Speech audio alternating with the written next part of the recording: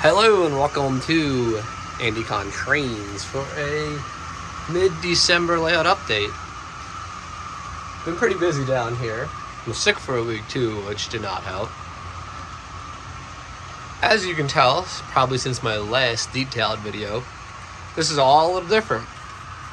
You can thank my wife, who said those tunnel portals and the bridge piers just chilling in the middle there kind of look out of place and takes your eye away. So, beauty to plaster and cardboard is you take the salt to it very easily, clean up.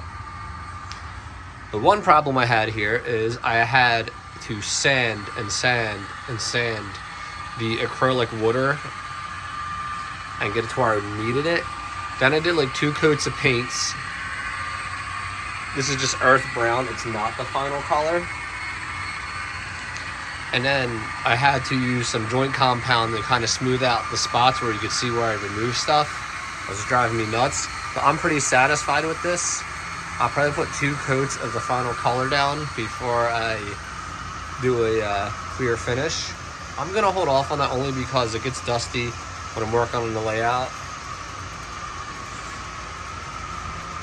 The Amtrak you just seen are 2 Proto 2000 units I got for dirt cheap from an auction. They came with some old decoders in them, but for the price I paid, I really cannot complain. There's a few new cars on that line as well. It's a representative of an early Amtrak train on the East Coast with some Pennsylvania and New York Central, a B&O car mixed in. Also, the ground has been laid over here.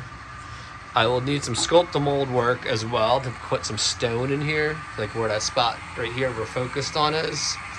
That's going to be some sculpt-to-mold, some other spots just to smooth out some oddness. Probably going to just go straight over this material here with a plaster pour on the water. Because I'm going to change the color, so that's going to be one problem.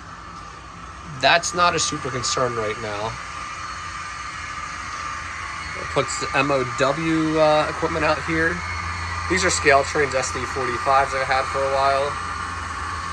Some recent weathering work on this Reading. I picked up that Conrail for dirt cheap the way it was. It's a dummy. Same with the Reading. Proto 2000 units make great dummies. You buy them cheap enough. Over here, I decided to just keep this track over here instead of trying to take that switch out and have all kinds of mess off the main line. And it's just gonna be a MOW track. Tunnel was redone, so it doesn't look like there's 3 tracks anymore. This is all cardboard strips with plaster cloth over top. Obviously it's going to get a lot of ground cover, probably a lot of trees. I didn't want to get too crazy with the hills and the mountains just to block the view then. Unfortunately, when I redid the layout on this side, I couldn't make this any narrower, or I would have. So, yes, it is kind of some dead space, but if you go out to Western PA, you do see trains just run through the middle of nowhere for miles. And we're supposed to be Western PA here, or General Appalachia region.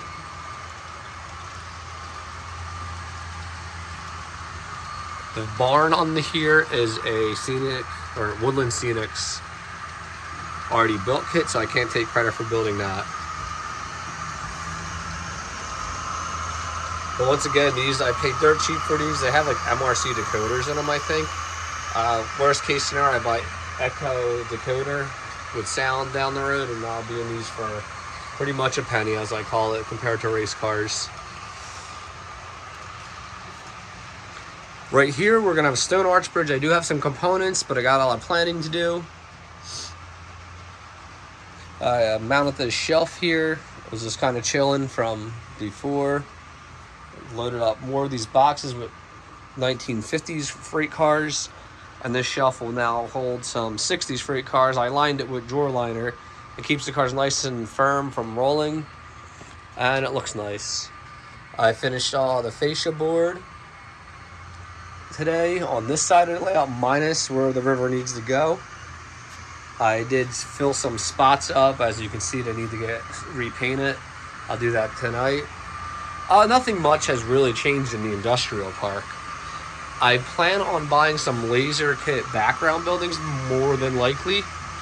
I'm going to Amherst this year for the first time ever, finally. So more than likely, I'll end up coming home with laser kits and some other stuff. I did sell a lot of trains recently, stuff I just had sitting around. Made some pretty good money on a few items. So I'll be taking a nice stash to Amherst. I'm looking for a couple items. Probably some Erie Lackawanna units. Maybe some Penn Central F units, because Conrail did have those. They're not around for long, but I did see pictures of them close to the 80s. I've also acquired a bunch of more Penn Central engines.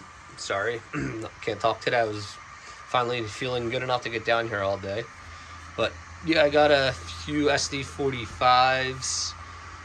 I think I got 2 Penske engines in the deal, but I can do an update on that later if anybody wants to see more detail.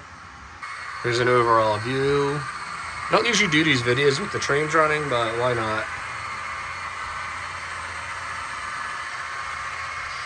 I also did get a bunch of freight cars and the recent purchase.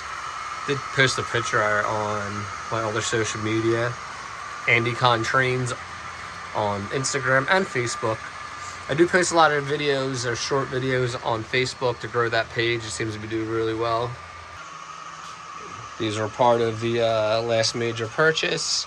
3 SD40s and a 45, and I'm pretty sure they're all custom painted Penn Central units. They need to be cleaned really good. They all have decoders in them. I paid pretty much nothing for them.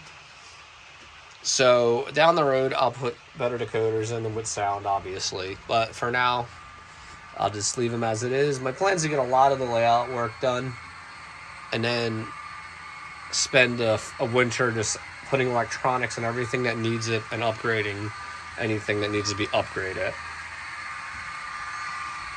As always, I have a stack of AccuRail cars. I might be selling off some 1950s era cars. I just have so much stuff, and I really want to focus on the 70s. Not a ton has changed over here.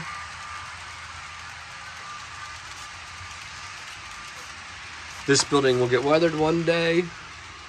Maybe I'll put a background in here. I've been seeing backgrounds lately, and I really need one.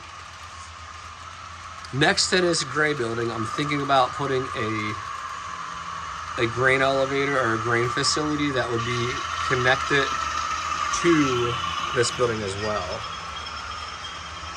But that's all for now. Thank you everybody who's recently subscribed, who watches all the short videos. And if you're watching this because you subscribe from seeing my short videos, thank you very much, and leave a comment. You can ask me anything you need. I'm also on Facebook and Instagram under the same name as HoScaleTrains. Thank you everybody, and have a happy holiday season.